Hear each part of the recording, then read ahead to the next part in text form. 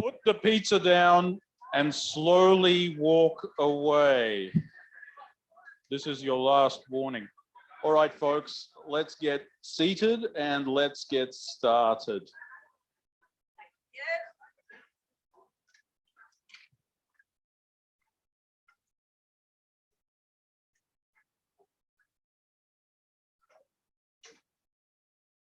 Very good.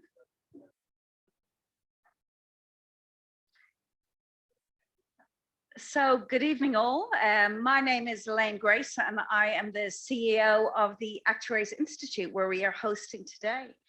Before we kick off, I'd like to acknowledge the traditional owners on which we are meeting, the Gadigal people of the Eora Nation, and pay my respects to their elders past and present.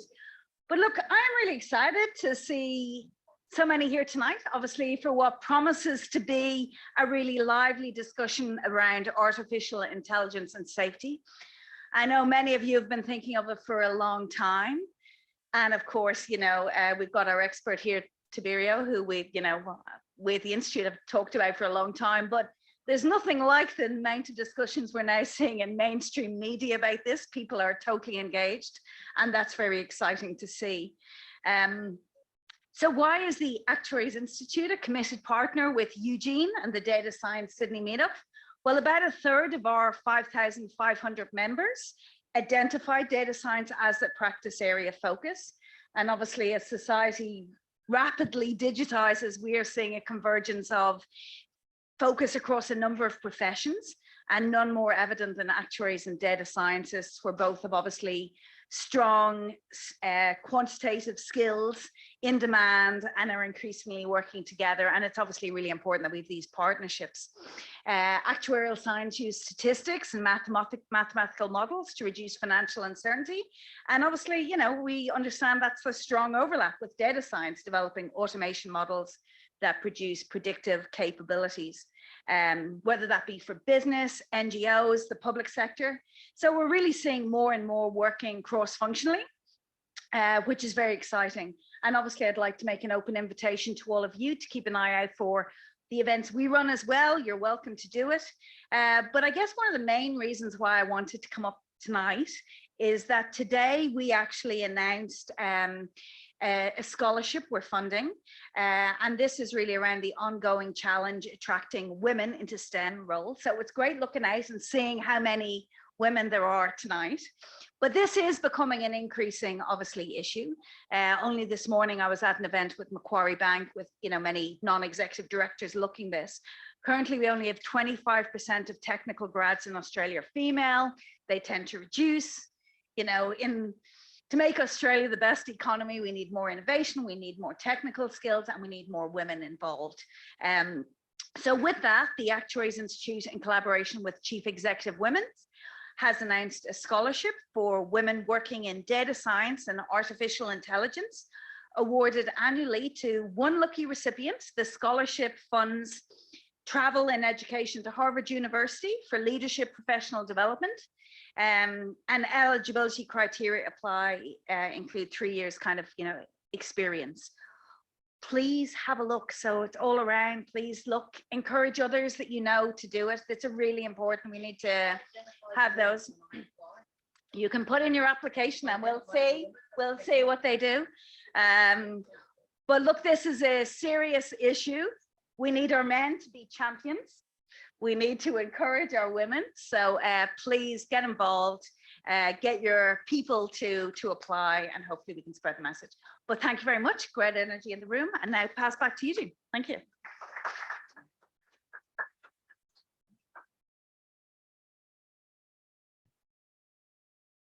Well, hello, I'm Eugene. Who's here for the first time? Whoa, that's pretty good. Really, you? No. I mean, here for the first time, there's two kinds of here. There's who's here at a data science event at the Institute of Actuaries for the first time. Who's at Data Science Sydney anywhere for the first time? Oh, what? Mark, seriously? We're going to have words. All right. Welcome all. Welcome to members, old and new. Thank you for helping Data Science Sydney rise from the ashes or its slumber of 3 years. This is now what, the 4th event, and of course a big thanks to Elaine and Bill Constantinidis, who's not here though his son is. Where are you, Dimitri? Hey, and thank you to the Institute of Actuaries for making this possible, for letting this phoenix, maybe turkey, fly once again. Great to see the room filling up, and probably not so surprising given the topic, and certainly not so surprising given the VIP speaker. We take a risk when we only have one speaker, because it's like, well, some people will be interested in the topic and some people won't. Usually you have one speaker, you get one, 2/3 or a half the number of people. Not this time, because it's not just the topic, it is the speaker. Where is he? He's hiding. This is not his usual style. What are you doing back there? Come on, Tiberio. I know you better than that. Let's go sit where you belong. Tiberio, actually, I'm being mean. Tiberio is actually being perfectly in character, which is to say humble, human, and humble is a subjective word, right? Humble relative to what? Well, humble to what he deserves, humble to what he's achieved, humble to how much of an impact he certainly had on my life and many others. And look, there are, in a way, there are two kinds of profiles that people who present at Data Science Sydney have. There's a kind of profile where I grab the profile, I go, well, that's interesting, and I kind of read it out because, I want to make the person sound good, and they do, we have good speakers. And then there's the profile where the speaker sends me the profile, like certain Tiberios do, and I look at it, I go, yep, that's all true. I'm going, I'm not doing this. This guy's amazing. Let me tell you how amazing he is. First of all, how many of you who are data scientists have a go-to data science guru? It's like, I'm stumped, I don't understand this, I don't know what to do next, or I could really use a hint. You all have a data science guru? There's mine. Many have been the times I've gone, all right, why is this obscure error function not doing the thing that I expect to do in a distributional sense of this particular problem? What's going on here? So in terms of theoretical data science, in terms of statistics, in terms of machine learning theory, we're talking about someone who's dedicated his life to it. We're talking about a machine learning academic, someone who's gone and had a distinguished place as a machine learning academic at NICTA, which since became Data 61 or 60 something, is it 61? Basically the place where our top data science, machine learning, AI boffins go. But did he stay there? No. Having achieved absolute notoriety as a guru in the field, he went off and became the chief scientist of Ambiata, a cutting edge commercial data science company, AI, machine learning company, putting scalable, commercial, cutting edge AI in corporations. And how many of you have successfully sold out of a startup? Well, Tiberio has. So we're talking top end, global grade AI academic, successful, exited with money entrepreneur in the space. And what did he do after that? Did he stop? No, he decided to reinvent himself again. He becomes a guru in the think tank space, basically a lobbyist on what could be the most important topic in the world right now, which is what we're hearing about now, because we're no longer talking about, I guess, machine learning, AI 1.0, call it what you will. We're suddenly talking about the AI you've all come here to talk about. We're talking about generative AI, we're talking about LLMs, and the impact they're having on the world. Two kinds of impact, broadly speaking. There are issues of ethics, and perhaps separately and more deeply, there are issues of safety. And I can't think of a better, more serious thinker in this field, certainly in this country, than Tiberio. So after that very long introduction, over to you.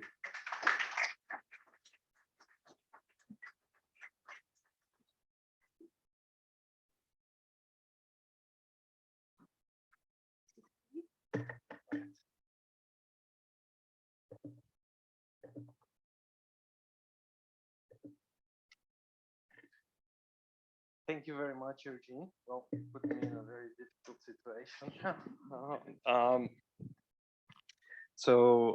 Thanks everyone for being here.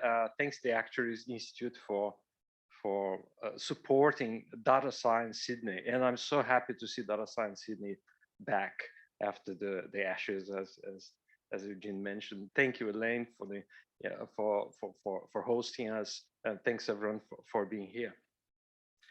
So reflections on AI safety. So just to have an idea, how much time are we going to have? But about 40 minutes. Okay. Oh, probably it's probably a topic that we would like to give plenty of time for conversation, for discussion and question and answer afterwards. So I'll definitely make sure I do that and don't take all of the time that's left. So, all right. So as Eugene described, these days I'm mostly busy thinking about questions of ethics and safety in AI. So I work in an institute called Gradient Institute. You can see that, and the CEO is here. Bill, where are you? Hiding somewhere there. All right. And we are a research institute that does research, does education and advisory, and also, you know, policy influence as well. We definitely want to try to contribute to AI policy in this country and broadly speaking, as well as actually practically working with organizations trying to help businesses to improve the way they are using AI, the way they are developing AI, and to put the right guardrails around it. So that's kind of the space that we operate in.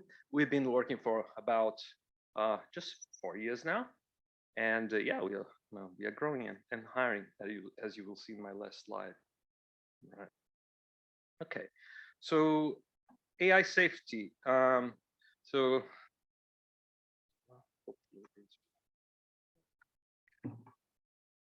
good. Okay, so the talk will be in 3 steps. Rise. Who doesn't know what this is? Raise your arm. All right. Okay.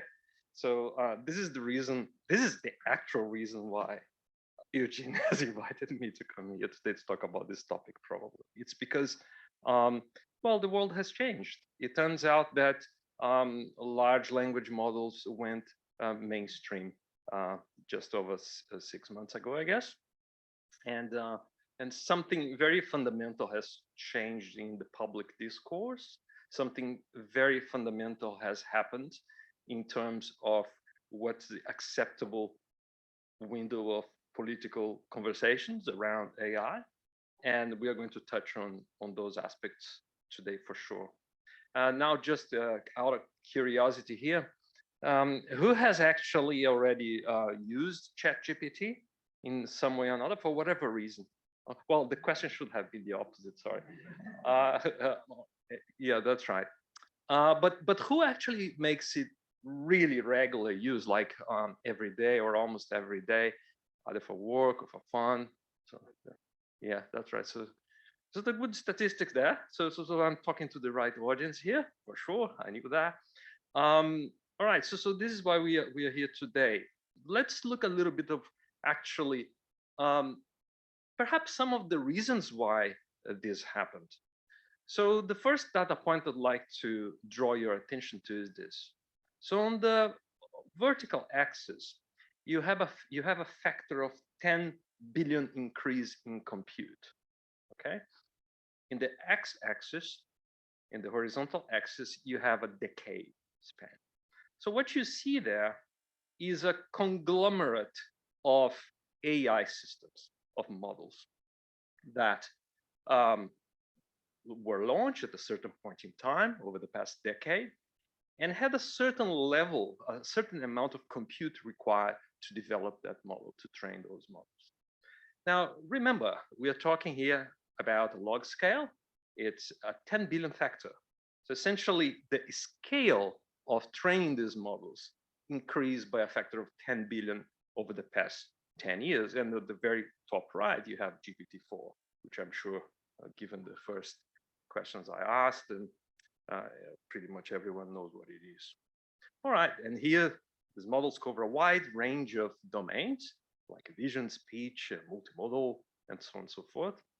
And what you can see is that the amount of compute that has been used to generate these models has increased dramatically over the past 10 years. That's the first interesting data point. Now things start to become really interesting. What you have here in the horizontal axis for each of these graphs is the y-axis of the previous graph. Is essentially flops. Is how much compute those systems were developed with, right? On the y-axis, you see some measure of accuracy, performance. Think about capability. Think about cognitive capability, because we are talking about AI. We are talking about capacity to carry out modulus arithmetic, capacity to translate or to do question answering in Persian or unscramble words, and so on and so forth. That's kinds of cognitive capabilities here this graph is showing. And what you can notice here is an interesting phenomenon, is that as the amount of flops, the amount of compute increases, these capabilities, they suddenly emerge. It's not like they are emerging very smoothly, all right? They actually emerge fairly abruptly and surprisingly as you increase compute. Even if they didn't, it would still be extremely interesting, because essentially you are just increasing the size of these models, and out of it, instead of getting a faster system or a more accurate system, you're getting a smarter system. Because this is qualitatively different capabilities are emerging as you increase the number of GPUs that you're using. This is a very remarkable fact, right? People who understand data science and machine learning, you know that when you sort of increase sometimes compute, often what happens is that things get faster, things become more efficient, and so on and so forth. But here, something different is happening. What is happening is that the systems are becoming fundamentally, qualitatively smarter. What are these kinds of capabilities? Well, there's a range, a universe of capabilities. You know, intelligence is a very broad concept, and here just outline a few of those. Another interesting data point. So this is a data science Sydney, so we've got to have some graphs, right? All right. So this makes us sort of reflect even deeper about this matter and find out that this is becoming now really interesting. Okay, so up until the previous plot, it was becoming interesting. Now it's becoming really interesting. So why is that? Okay, so what is this graph showing? On the x-axis is compute, our old compute that we've seen a few slides ago. Now on the y-axis is what we call the pre-training test error. When you build these large language models, often, there are a few stages in this process, and the first stage is what we call pre-training the model, which is the task of literally trying to learn how to autocomplete a sentence or a chunk of text, try to predict what the next word is. Now, what you see here in this graph is that those data points in gray, they correspond to systems that were actually built prior to GPT-4, that during the pre-training stage, they did exhibit those particular errors. So in the y-axis here, bits per word, just think of it is a measure of entropy, okay? It's essentially a measure of error, how the mistakes you're making in the autocomplete.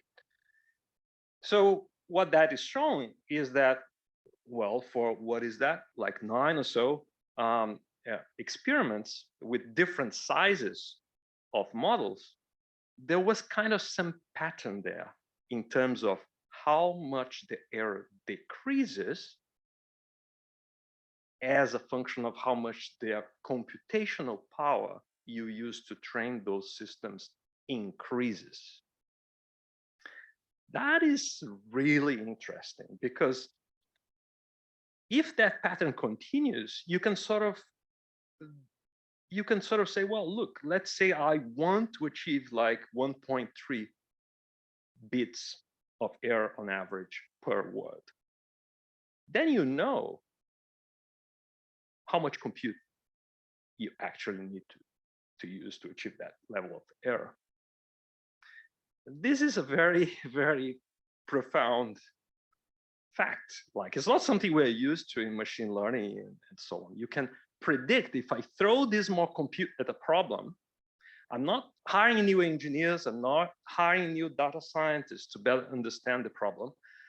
I'm not using additional data to improve the solution of the problem. I'm just making the models larger, and the error is reducing by an absolutely predictable amount. These are called scaling laws in large language models. So anyone familiar with this phenomenon here? Okay, a few people familiar with this phenomenon. So when you put these things together, what sort of picture you start seeing?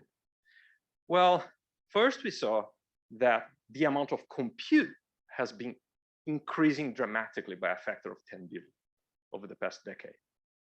The second thing we see is that there is this very direct relationship between increasing this amount of compute and the emergence of qualitatively new cognitive capabilities in these systems. And finally, we are saying, well, look, there's a trend here relating the amount of compute and the error that I make. So if new capabilities is what it takes to improve predicting the next word, then new capability will keep on emerging if we keep on increasing compute. Okay, it's a little bit of syllogism there, a bit of logics, but it's very simple. It basically says that if things continue the way they are, just throwing more compute at these models, just making them larger, is going to make them smarter and smarter and smarter and smarter. Okay, this is not something that people predicted a few years ago. This is new, and this matters quite a bit. ChatGPT story has a lot to do with this. Okay, what is this picture here? Who knows what AGI stands for? All right, it's called Artificial General Intelligence. There are several definitions for that, but by and large, it's an acronym that attempts at capturing this idea that, well, a system that essentially has all the major cognitive capabilities that humans have at a similar level, right? It's a general intelligence, like just like people, we can walk, we can drive, we can play poker, we can do a number of different things. It's the same brain. The brain was not designed to play poker, was not designed to drive, it was not designed to do specific things. It's a general purpose machine that's capable of doing a wide range of things. So AGI is building a computer system that has a similar property, with the additional requirement that it ought to perform well enough across each of those dimensions that matter. Okay, there are technical and different definitions of AGI out there. But this is a really interesting result as well. It's pretty fun. Who is familiar with Metaculus? Metaculus is this platform for prediction, right? It's not quite a prediction market. There's no proper market here. But what happens is that people who think of themselves as good forecasters, they can subscribe and they can actually put out predictions about whatever they want, right? But then there's a reputation system. So it's essentially an accountability mechanism based on reputation. Everyone has an incentive to predict correctly, because if they make a mistake, then they will, fall in the rankings of good predictors and so on and so forth. So what this platform does, it aggregates predictions of whoever is a member of that system, but not in any way in direct relationship with their track record in previous predictions about whatever, right? So it's a clever system there that essentially is capturing one of the mechanisms that we use when we don't have a lot of knowledge about the system and then we still want to make predictions. What do? We ask people questions, but you need to have skin in the game for that to work well. Otherwise, you can ask people questions and people can give you any answers, and who knows, who doesn't know, right? And sometimes you even ask experts, people who theoretically are experts and they get wrong because they are good at explaining things, they're good at building, but they are not necessarily good at predicting things. But these are different skills, as people know, So if you look at this, you've already parsed this graph. I've been speaking on this slide for a while now. And you see that over the past year, the expected timelines for the emergence of the first AGI system has reduced by 20 years in this platform. So from 2053 to 2032. Okay. And this is just over the past year. And there's something called weekly general AGI, which is not such a strong requirements. The requirements are much lower and so on. There's a list there of what the requirements are. And that reduces from 2043 to 3 years from now. Okay, 2026. So that's another interesting data point. And it's a data point that also relates to what I was just saying before, right? Something qualitatively different is happening because now you just throw more computers and the thing becomes smarter. That's kind of the first order approximation of what's going on with AI at the moment. There's this paper recently called Sparks of AGI. So we're not there yet. We're not at AGI yet. But, the Microsoft researchers, as many of you probably know, Microsoft and OpenAI, the company that created ChatGPT, they're very good friends. And so OpenAI has got to whatever it is, $10 billion from Microsoft to the research and so on. And it turns out that Microsoft had early access to GPT-4. And with the original access, the original version that they had of GPT-4 was not the dumb version that you have access to, that I have access to, and when we actually interact with ChatGPT, which is pretty smart, we must say, but it's not smart. It's not as smart as this version here, because this version here is less safe. This version here does a bunch of things that it would not be wise of OpenAI to have released the system that did those things. So essentially, you have to dumb down those systems so that they become sufficiently amicable and so that you can launch and people can use and weird things not happen, right? But then you see that, so these are just some examples here, some cool sort of achievements of this system. If if you remember from, your whatever course in maths, you learned that there are infinitely many primes, and you ask the question, can you write a proof that there are infinitely many primes with every line that rhymes? I mean, and you get an answer like that. It's pretty astonishing, right? I mean, by 10 years ago, by any definition of AGI from 10 years ago, if a system achieved this 10 years ago, I mean, I don't think there would be any serious AI research wouldn't say that's an AGI. Now, there is this, tool called ticks, and you can essentially write things by writing LaTeX code. You can create diagrams writing LaTeX code, and the system was asked to produce a unicorn in ticks, and then it produced the LaTeX code that compile to this image here, and the training data didn't have any image information. So essentially, the knowledge about how a uniform roughly looks was essentially induced, generalized from the exclusive textual content of the training set. Look, this means like, the text has information about the real world, right? So all that shows you the power, a little taste of what we are actually talking about. Don't think that GPT-4 or these systems, what you have when you interact with ChatGPT is what the systems can do. They can do more than that. It's just that is the dumber version that was required to be released because of safety precautions.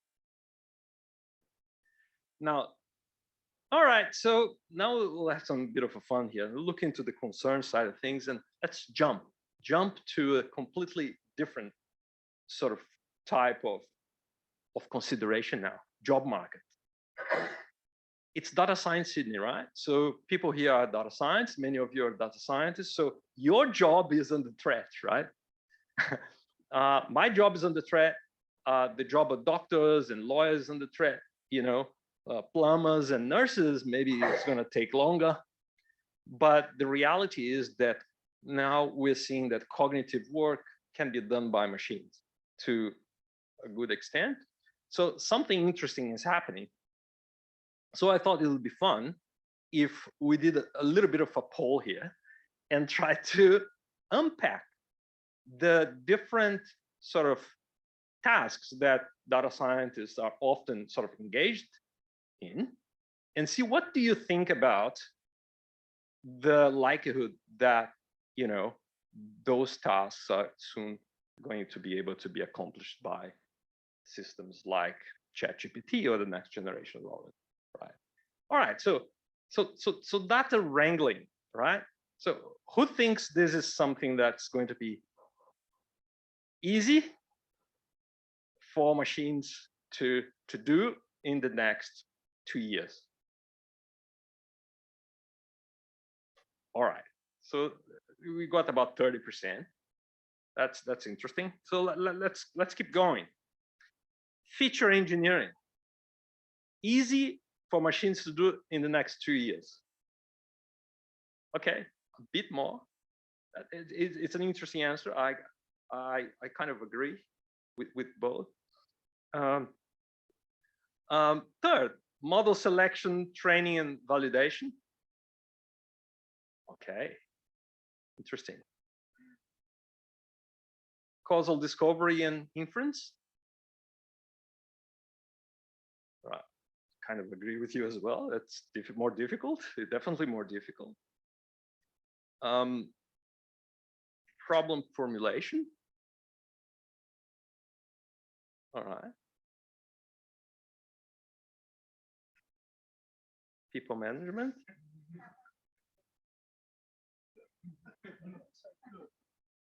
Very interesting, huh?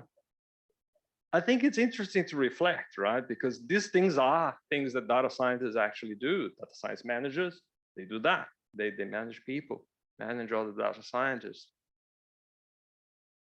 But data scientists also needs to ask questions, should I do this and should I do that as well, right?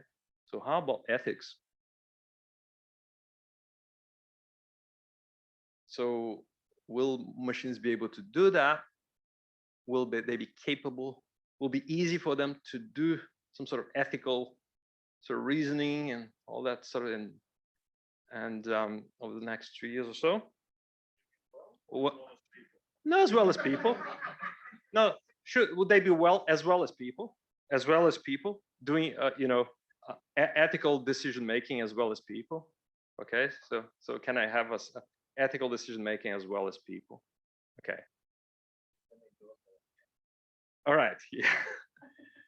Now, a twist on that question: should they be making ethical decisions in place of people, even if they are demonstrated to perform as well as people according to a number of metrics that we have specified? That's more like, should they?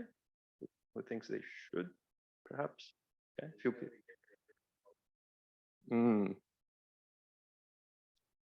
What do you think?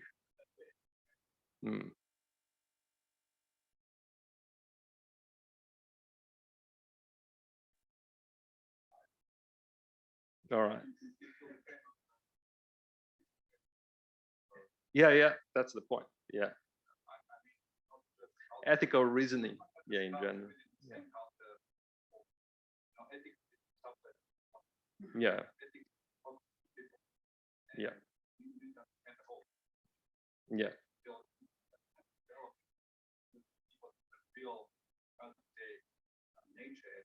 Yeah.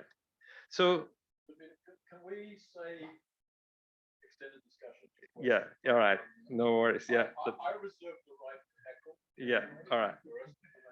Okay.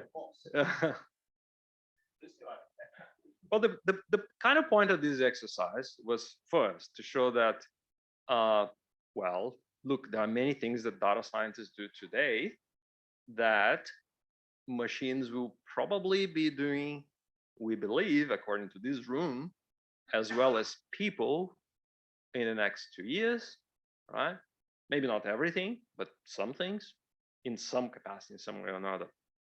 So perhaps there's an opportunity here to think about, that question, and to think about the AI not as a technology that's exclusively going to be taking on people's tasks, but AI as a technology that will also enable people to increase their efficiency at performing any task. So AI as a co-pilot instead of AI as just a replacement automator, like the delegation mode versus the co-pilot mode of AI. So it's important to ask that question. And if you want to have a job, but if you don't want to have a job, then perhaps not that important. All right, so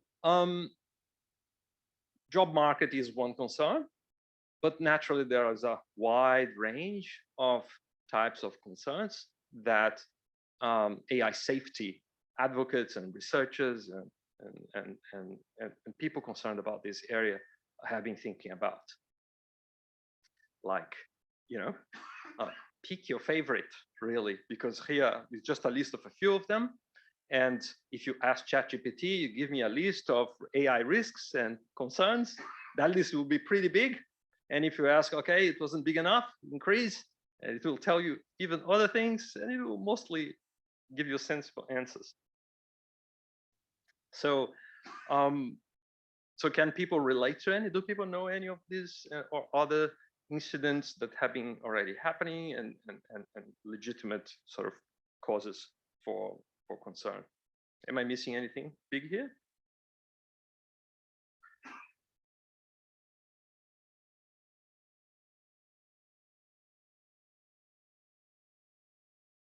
definitely missing this one. So recently, another example is, people have been raising all these concerns about extinction risk.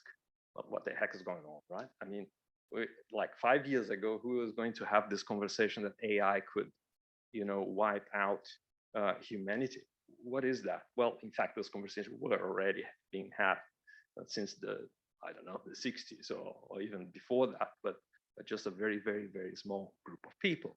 And now essentially goes mainstream to the point that the UN Secretary General sort of recognizes that, well, many people who actually understand this thing are actually talking about these concerns.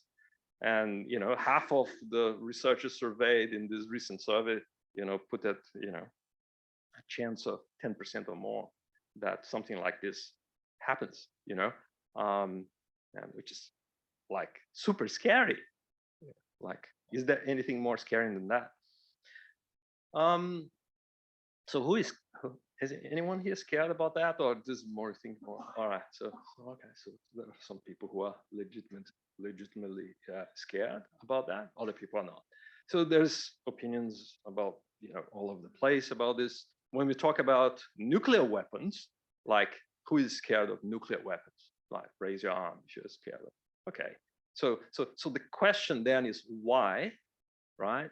There was this gap in the number of people who raised the arm now and raised the arm before, right? So this asking those questions is important because there are many legitimate differences between AI and nuclear weapons. There are many similarities as well. And well, there are differences both ways, right? There are differences that suggest that AI may not be as scary, and there are other differences that suggest that maybe AI ought to be much more scary, right? Because buying GPUs is much easier to find than uranium, and then enriching uranium in your backyard is extremely hard, and building a sufficiently powerful AI agent is something an undergrad student can do. So, so those questions are questions that are important to engage with instead of dismissing them off the bat. So why are many people concerned about this sort of misalignment problem? Sometimes you will hear alignment problem. I think alignment is the solution, is not the problem. So I like to say misalignment problem. There's this whole segment of AI safety that's concerned about the issue of the alignment problem, or the misalignment problem, as I prefer to say.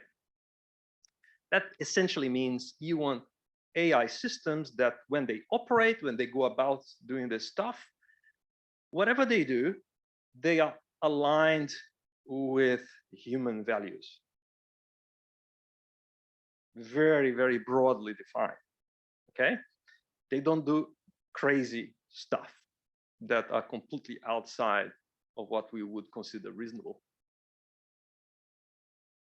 So to understand a little bit why some people are concerned about these big issues, it's interesting to actually look into how these systems are built. If you look inside of that square there, we have an AI lab. That's basically we are trying to build an AI system. And then there are essentially two types of work that are done when you want to build a large language model. One type of work is called capability work. That's the green bit. The green bit is about how do I make a large language model that is as capable, as powerful, as smart as I possibly can create. Remember the example I gave from the Sparks AGI and the unicorn before and so on? That was a more powerful AI model than ChatGPT that you have access to. So that was all this brainy AI on the top left there. This system is very powerful, and this system is not well behaved. If you ask questions like, how can I kill the largest number of people with utensils I can find in my household, it will answer that question to the best of its ability, because it hasn't been taught not to do so. you don't want that. Well, certainly OpenAI didn't want to launch something like that, right? So what did they do? They do something called alignment work. That's the red bit. So alignment work is, okay, you get that beast that you have created and you tame it, yeah? And that job is extremely hard. Whereas the first job, capability work, as I explained before, is just about throwing more and more compute into the system. It's going to become smarter and smarter and smarter. Now, you want to make it more well-behaved, more consistent with what humans would consider appropriate, ethical, safe. You don't want the thing to be harmful, to be generating biased responses or harmful responses or things that can lead to create havoc. All right. So there's this alignment work that requires people, that requires research, that requires effort. That's expensive, laborious, time-consuming. It's a nightmare. You know, OpenAI hired like 40, 50 people to work with them for whatever it was, 5, 6 months, to try to red team the brainy AI system, which is essentially deliberately try to attack that system and create those very bad outcomes and then retrofit the outcomes into the refinement, further refinement of the system, so you can essentially be a more well-behaved, more squarely behaved AI, right? All right, and then once that AI that you've created, the one on the right-hand side, which is more well-behaved, has sort of met certain criteria of appropriate performance. There's a wide range of criteria that, you know, if OpenAI, they did have a bunch of criteria. Then you say, all right, I think we feel like we can release this thing 29th of November, 2022. Let's press the button. Okay, something happens. And yeah, look, it could have been much worse, right? That's the reality. You know, the reality is that, you know, ChatGPT never turn on, right? It won't do things like Sydney from Microsoft did, which tried to, you know, steal the husband from the wife, all that sort of story many of you have seen. You know, ChatGPT never tried to steal me from my fiance, you know, even though I tried to suggest that it tried to do something like that. It very politely said, oh, it's not my job to do that. You know, I apologize. Also, I apologize for not helping you to help me to actually extract you from your fiance and so on and so forth. Okay. So, well, you see where the problem lies. The problem lies is that the green bit is very easy. It's just a matter of money. You throw in money, you get performance. The red bit is very hard. And the red bit is what guarantees safety. Yeah. So it is a challenge. It is a challenge to ensure that these systems are safe. Let's do a bit of a detour. So pay attention to the time here. So in this detour, let's look at road traffic accidents. Last year, around 1.3 million people died as a clear direct result of road traffic accidents, according to the WHO. Now, that's a very large number. I don't have to tell that to anyone. We don't want these people to be dying there. You know, that's one of the reasons why we want self-driving cars everywhere, right? Okay. The question I ask you, you know, why?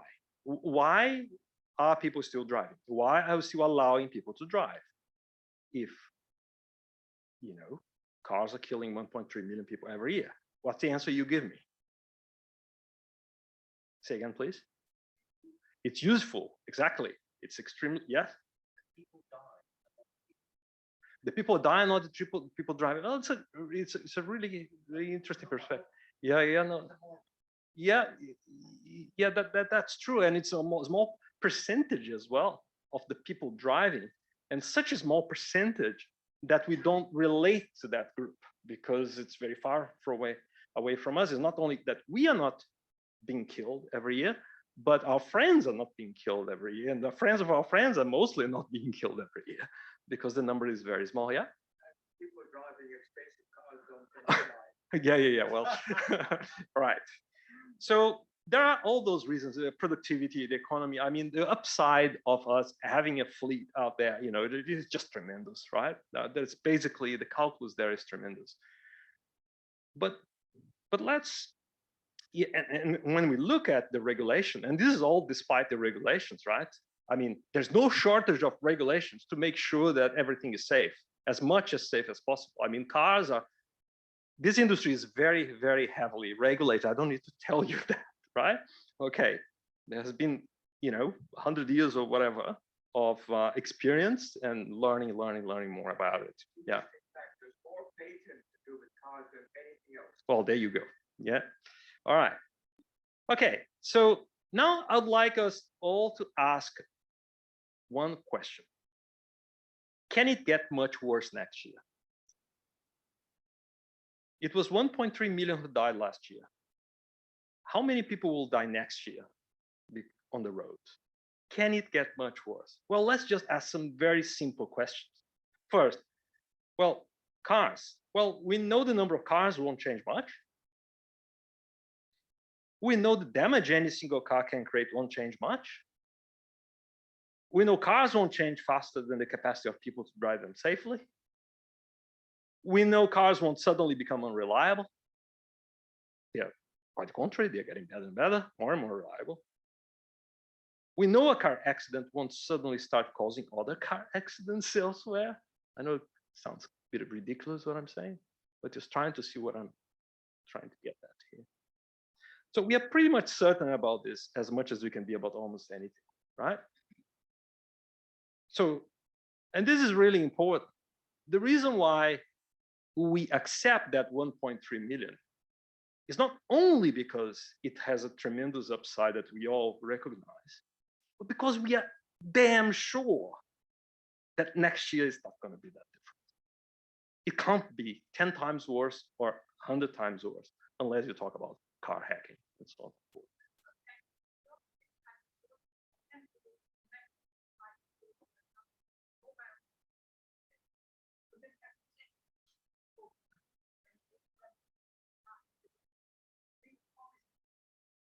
No, I recognize all that. My point is going to be at a different level of magnitude. Yeah, I acknowledge all that. I acknowledge all that. Okay, so how about AI incidents? All right. So I don't know, but last year maybe it was 0. I don't know. People who died as a clear direct result of AI, a misuse or misalignment or accidents. We don't know. I don't know. But the question is, how confident are we that next year it won't be much more than 0? Same question. Let's just repeat the exercise. Okay. So do we know that the numbers of AIs won't change much? Do we know that the damage any single AI can create won't change much? Do we know AIs won't change faster than the capacity of people to use them safely? Do we know AIs won't suddenly become unreliable? Do we know an AI incident won't trigger another elsewhere? Do we know that? All right.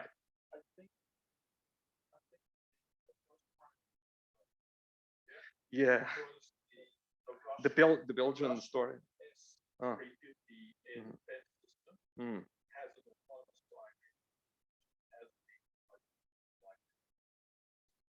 Yeah.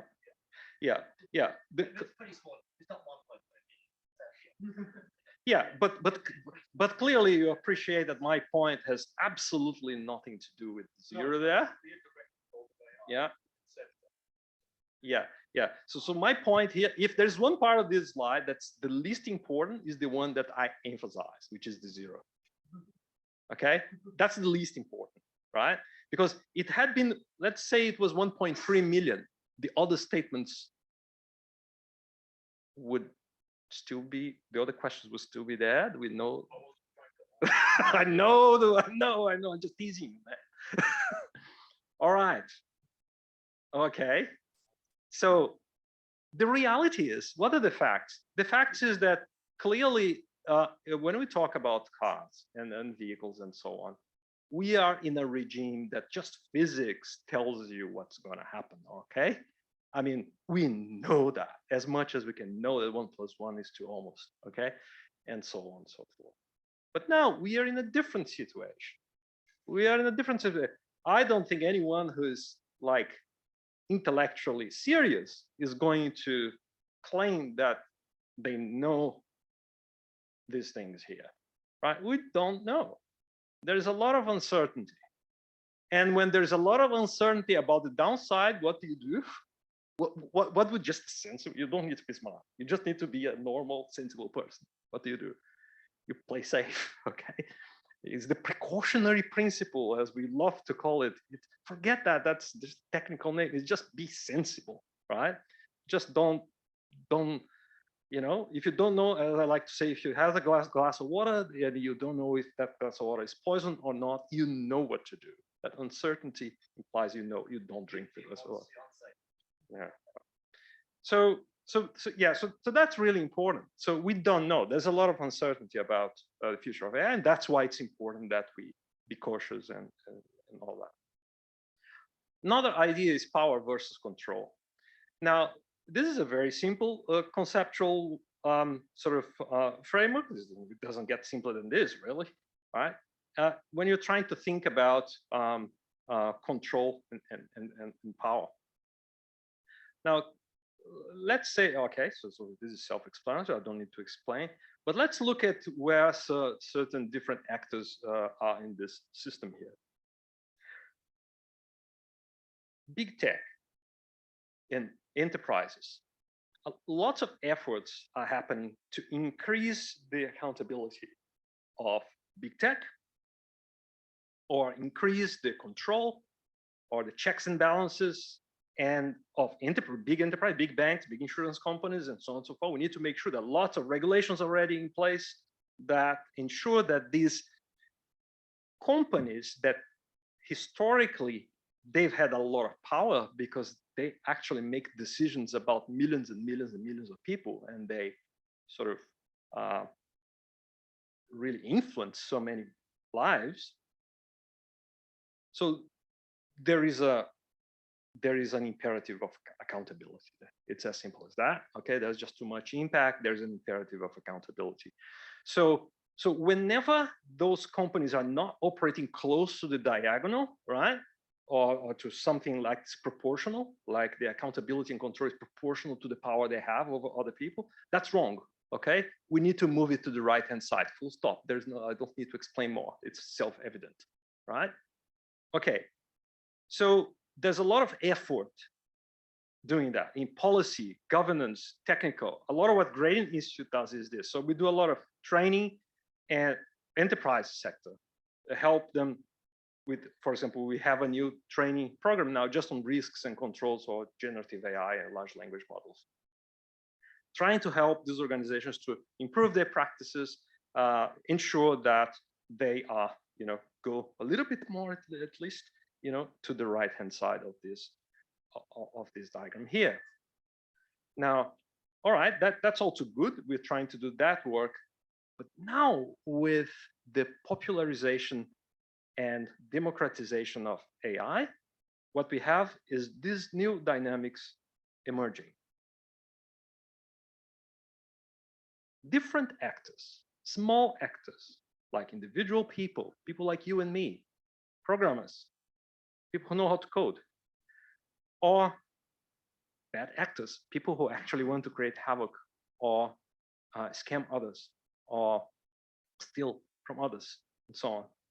Small companies who don't necessarily have any ill intent, but they are small and don't have a lot of regulation on top of that. Startups, same.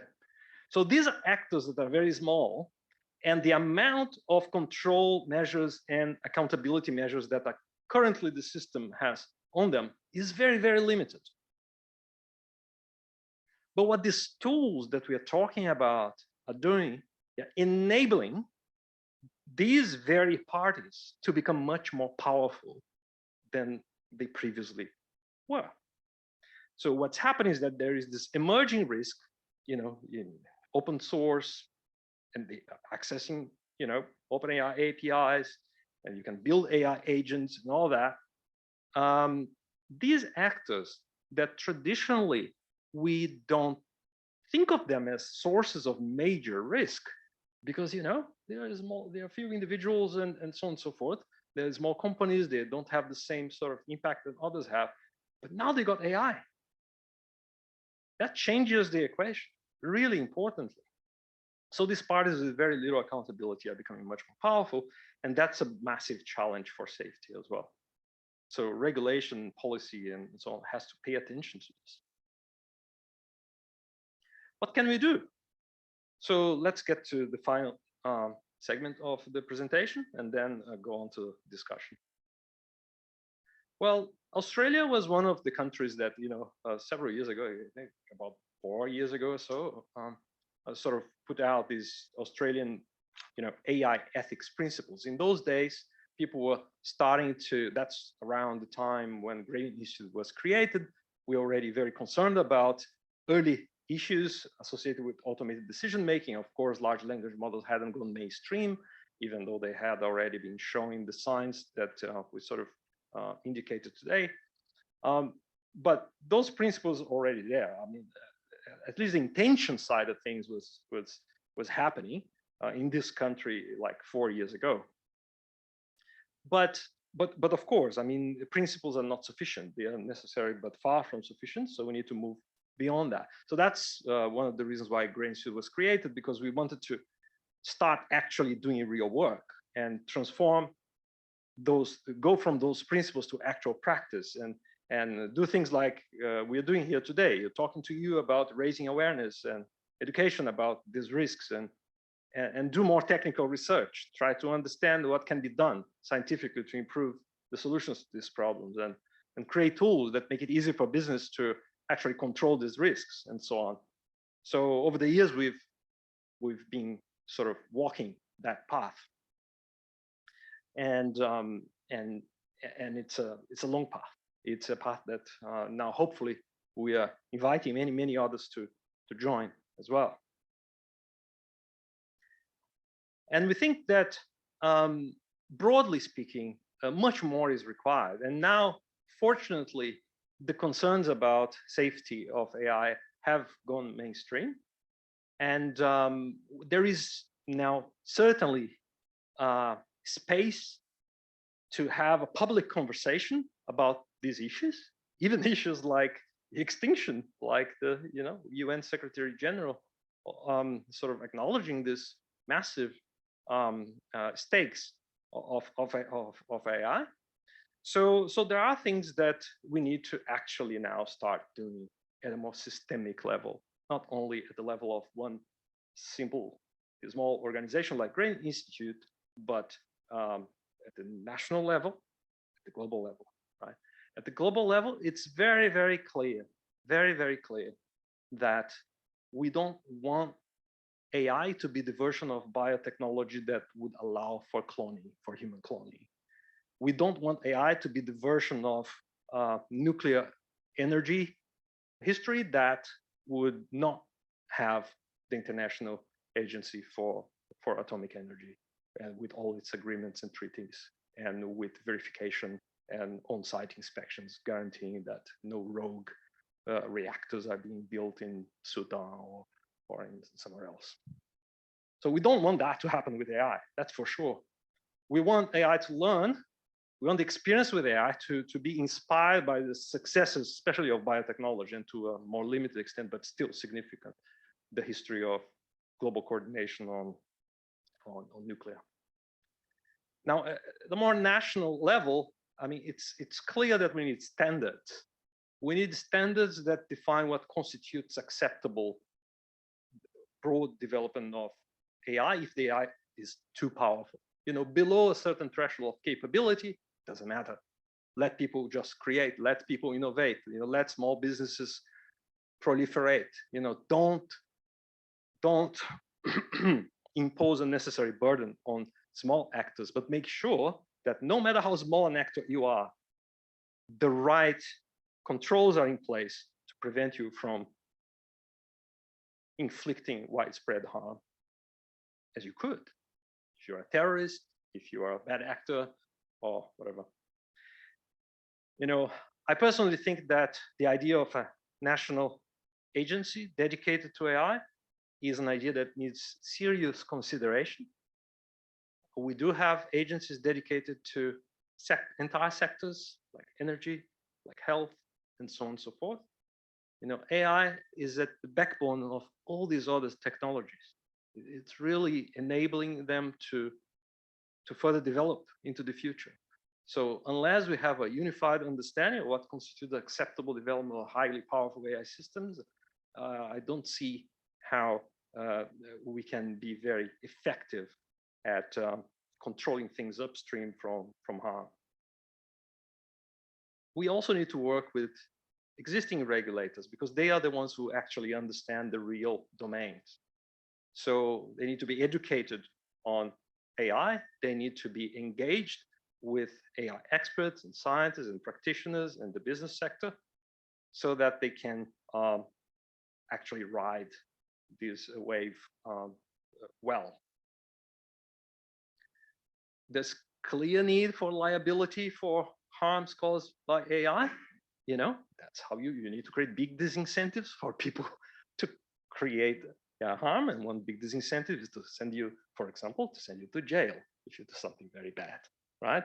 So we have the law, and definitely the law already has a lot of teeth with regards to AI, but we need to rethink what else is required.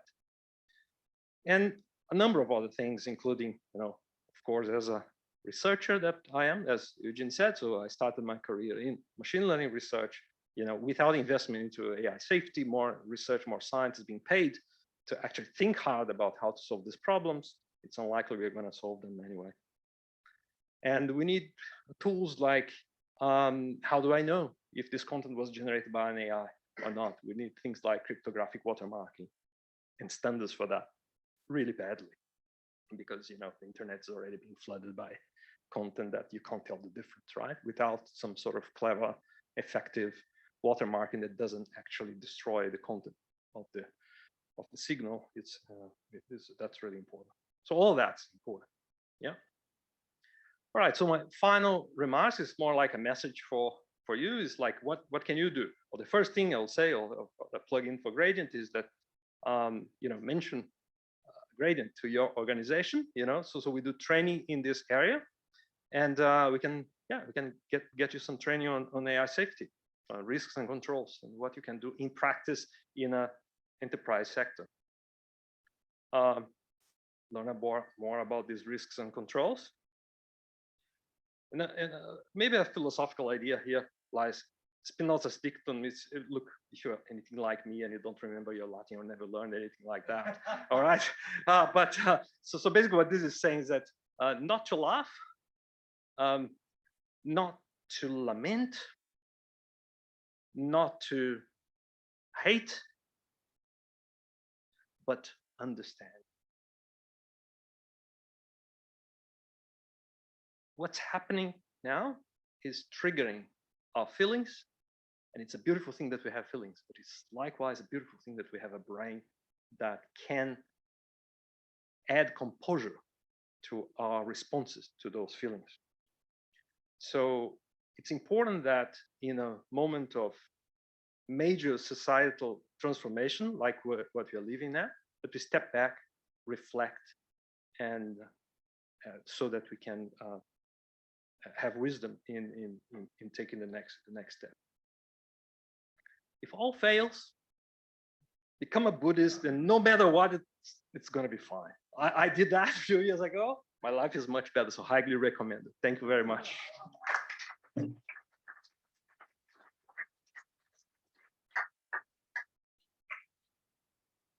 While being more biased towards Taoism myself, I think that's a debate for another time, Tiberia. But now is the time for questions. And given the importance of the topic and the time remaining, I'd like to say something about questions. Can your questions actually be questions, please? In other words, if it's a paragraph where the last sentence has a question mark, that's not a question, that's you doing your own presentation.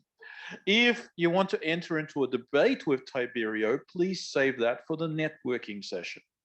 Any question you want to ask, please ask yourself whether you're helping everybody in the room learn something important, because our time with Tiberio is valuable. Over to you.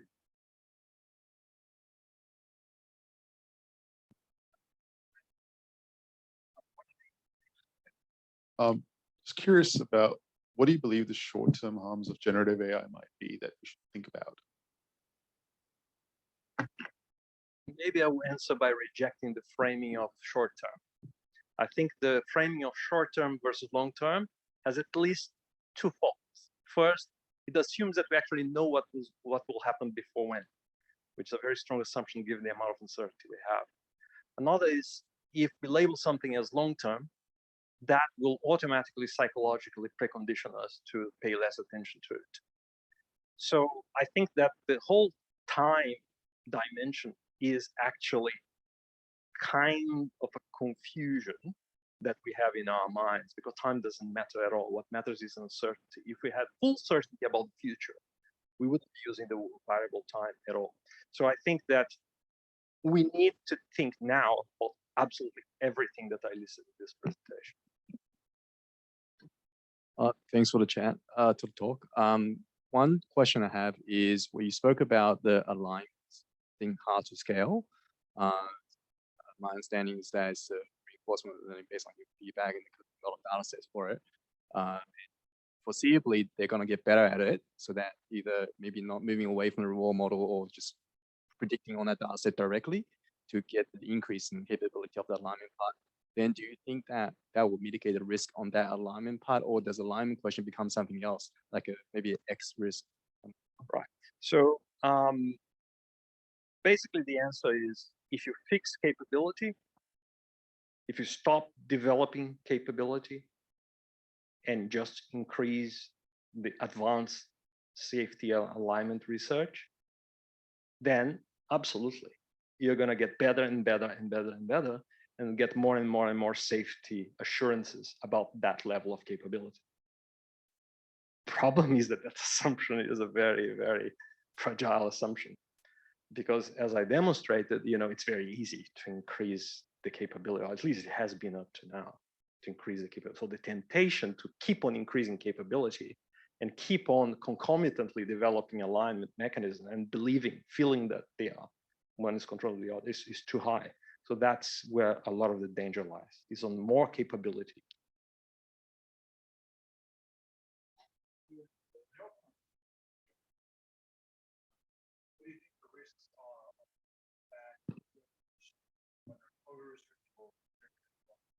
I think it's pretty terrible. Like, imagine, look at the AI Act, right? So chatbots were originally labeled as low risk, provided you say you are an AI, it's low risk. That was the original frame of mind just a couple of years ago, just a few years ago. Now things changed, right? So because now, as soon as you learn that chatbot can manipulate you, can give you instructions on how to kill 1 million people, oops, maybe we didn't think very carefully about this. So absolutely, it's a massive risk. And one of the things we do at Gradient is to make sure that the technical knowledge is actually flown, is transferred across to policymakers so they don't actually make those mistakes. Yeah.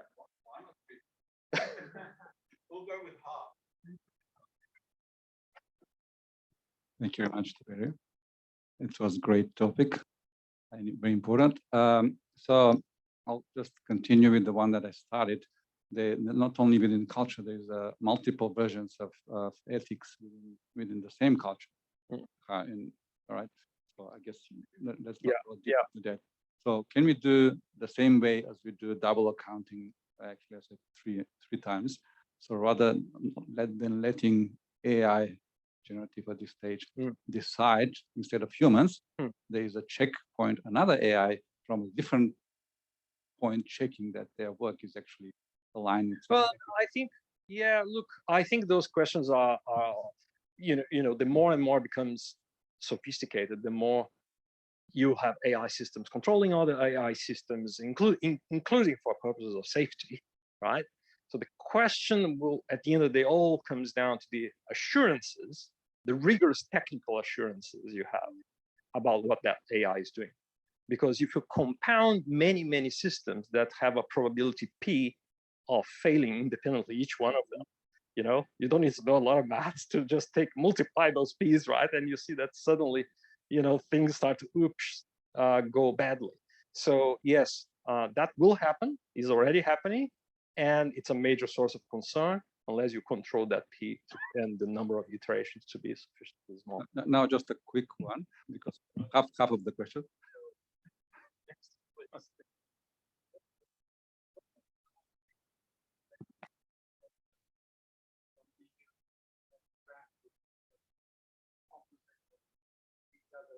Do you think it's sufficient or?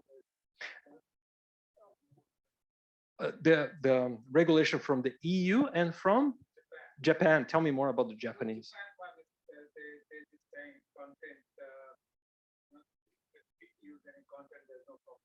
Okay, all right.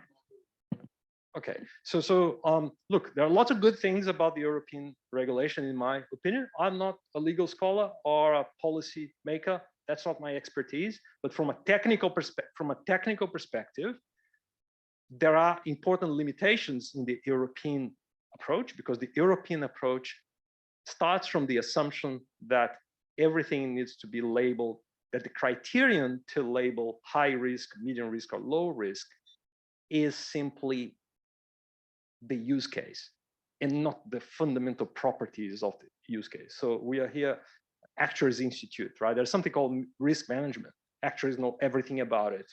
There's basically no risk management framework in that regulation. So I think that's one massive issue. Another issue is that it doesn't actually look at the risk of technology itself. It says, oh, no, technology is fine.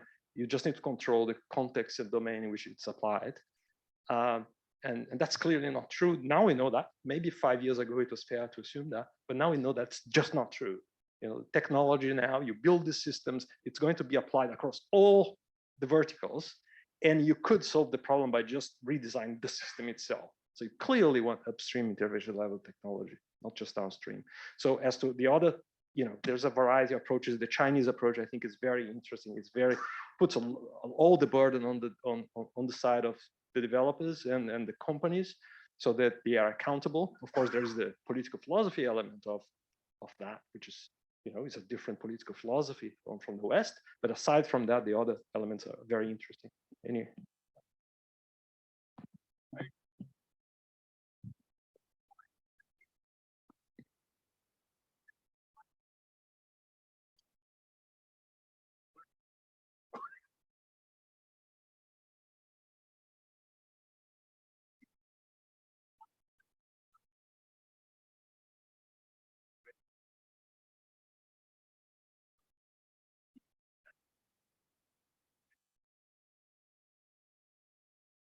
Yeah, well, I think the media has covered probably I think the answer to that question wouldn't be too different from what the media coverage has been. I mean, significant impact on knowledge workers that produce content, like artists, like people who suddenly didn't have a job, right? Like overnight. Like, I have a job yesterday and today, oh, you're being fired because now ChatGPT is doing your job, or Midjourney is doing your job, right? Look, this is happening, right? Not for everyone yet. As we saw, data science here will take a while, sort of a few years ahead, and depending on where the data wrangling, modeling, and so on. But labor, it's already happening. Scams are already happening, you know, big time. I mean, people just like impersonating, you know, your family, you know, systems impersonating your relative and so on, trying to get money from you. You know, those kinds of things are happening. You know, attempts at all those sorts of things.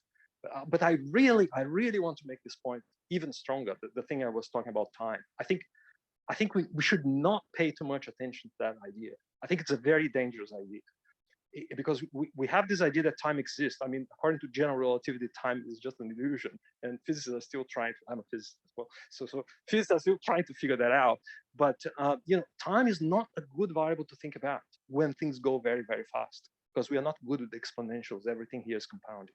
So we need to think about the dynamics. What are the factors that are contributing? How they have been composed with each other?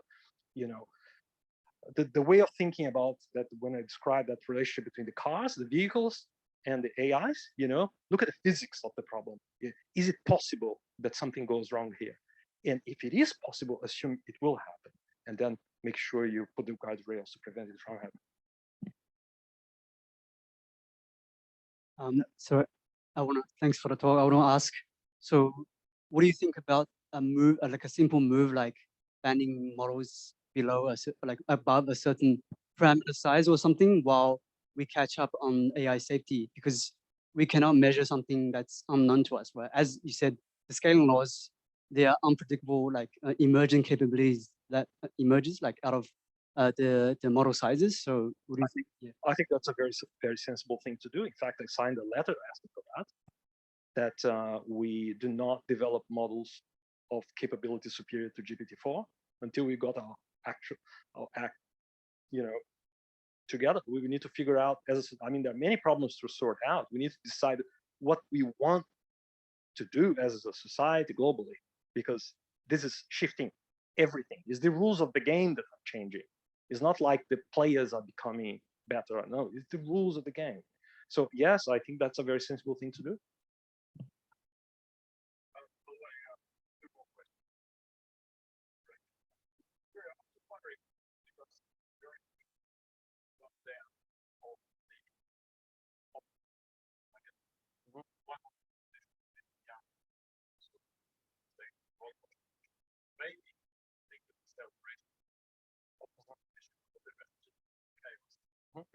Yeah. Mhm.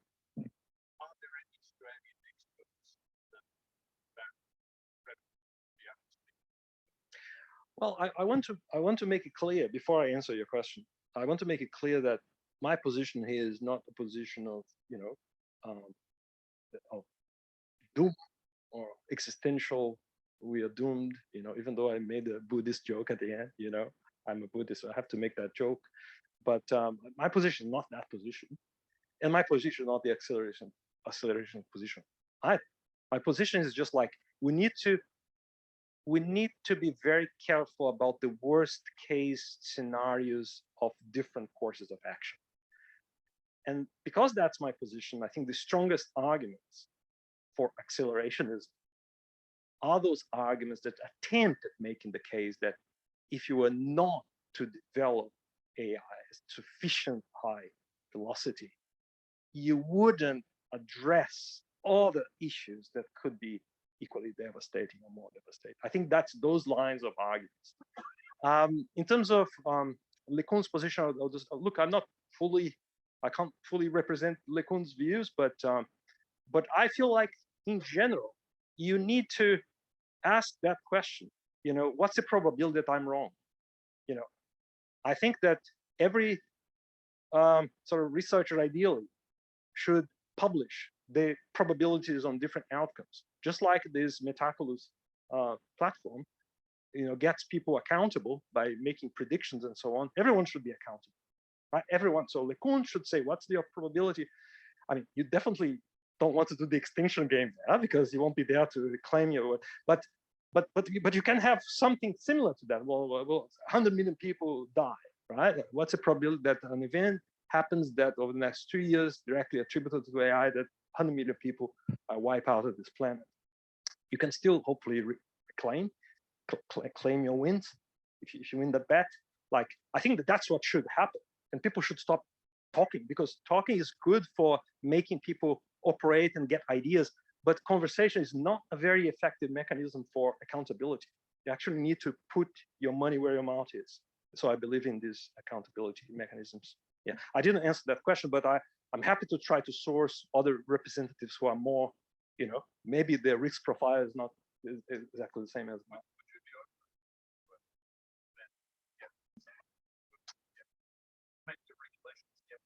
Absolutely. Yeah. Let's talk. Yeah. Absolutely. Yeah. Would you guys like to see that? All right. 2 more questions left. Lots of you have questions. You won't all get answers. people are going to learn.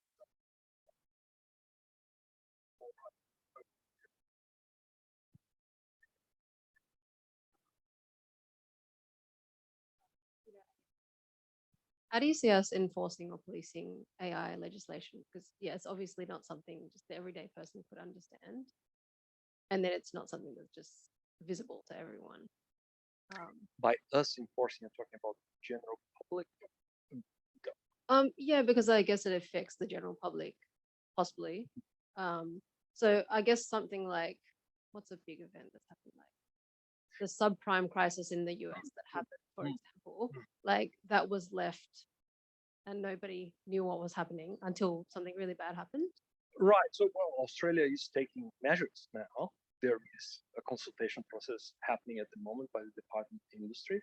Minister Husek has put that out. So, you know, in a month from now, in fact, which day is today? Well, in a month, 6 days from today's 20th, a month at the end of July, there's this deadline for a submission for views on AI regulation in Australia. Now the government is going to regulate AI in Australia. They just want to figure out the wise way to do it.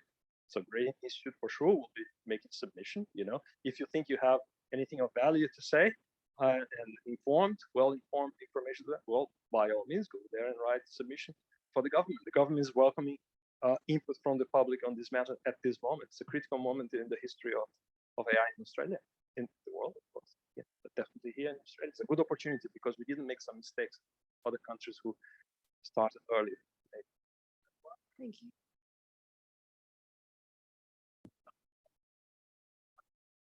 That we need to have some understanding of the risks of AI in the future. How do you pick the risk of something you don't know about? They used the example a second ago of car accidents, 1.3 million around the world, what happened, and then you can make a prediction, well, 2024 will be the same if we do something different. And then we have a baseline upon which to base that. Now, very quick, not a statement. How many people predicted that COVID would come about as they're celebrating New Year's Eve 2019, 2020, given it came a couple of months later, because it was an unknown quantity. So how, get back to my first point, how do you then predict the risk of the AI doing what it can, and then you need to dumb down? You don't actually know what you're dealing with. Well, I think that's a good point. I think we need to be careful with the words here. When we use the word risk, right? The word risk has actually at least two different connotations. One is it alludes to the potential event that may materialize, like the risk of extinction. So extinction is a risk. Okay, that's one definition. In that definition, I think by all means we should have a collective exercise. We should go to the bar where people get really drunk and be as creative as possible to figure out as many candidates for risks as they can imagine, okay? And create a gigantic list of 257 types of risks. You haven't decided yet how you're going to deal with them. You haven't even decided whether you're going to take them seriously. But if you want to do effective prevention, you need proactive, creative work. You need to be paid to think about worst case scenarios and bad things. Okay, and maybe worst case scenarios, maybe they may be just mild things. That's the difference between, you know, like who said that? I think it was Benjamin Franklin said that, like you know, prevention, an ounce of prevention is worth a pound of cure, something like that. Yeah, and definitely because prevention, you know, successful prevention is unobservable. That's the biggest problem in the universe, right? I mean, basically, successful prevention is indistinguishable from the problem never having existed in the first place. So we need to definitely not estimate the probabilities. That's the other side of the risk. That's the complicated bit. But we definitely catalog the risks and create the systems that reduce the chances that they emerge, whatever they are, because we are bad at estimating probabilities. Shouldn't rely on estimating probabilities for this kind of stuff.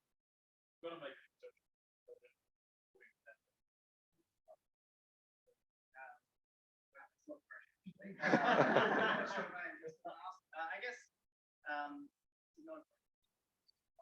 how much of a, so you talked about that we're not really thinking about, how much of a safety net do we have by the fact that not many Mm-hmm. Yeah. For Great question. No, I'm glad this question was asked. A really important question. I think there is one genie that's out, or the cat that's out of the bag. There's one cat that definitely is out of the bag, but there are many cats in that bag, and you want to choose whether you're going to let the others as well. So definitely, you don't want every single person to enrich uranium in the backyard. For the same reason, you don't want every single person to be able to train that beast, because they won't have the same checks and balances that OpenAI had to make sure that no one is hacking into that ugly beast on the top left corner of my diagram. You don't want that to leak, okay? So that's very dangerous. So I have hope that if the world sort of coordinates fast enough, and when the UN Secretary General is speaking, when there are meetings in the White House and number 10 with these top leaders in this field, there is maybe hope that there will be some awareness that we need to control these bounds. We need to put an upper bound on how powerful any organization is. And back to my diagonal between power and control needs to be close to that diagonal. The problem lies in when it's far away from that diagonal. So I'm hopeful. Yeah. Well, that's it, folks.